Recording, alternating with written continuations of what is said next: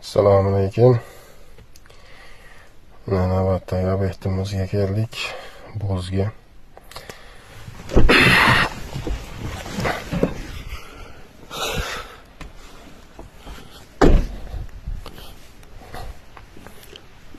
Fasadlari bo'lgan ekan.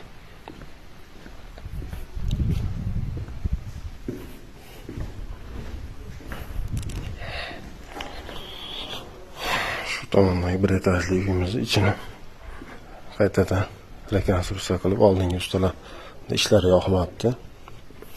1,5 yil, 1-2 yil yashagan. Buni yangicha uslubda dizayn qilib beramiz inshaalloh. Dizayn qilib remontlarni qilib beramiz.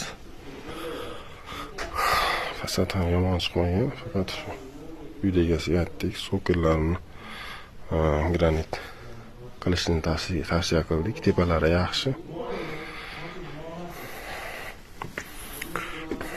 Patologlarni boshlaring mana ishlar.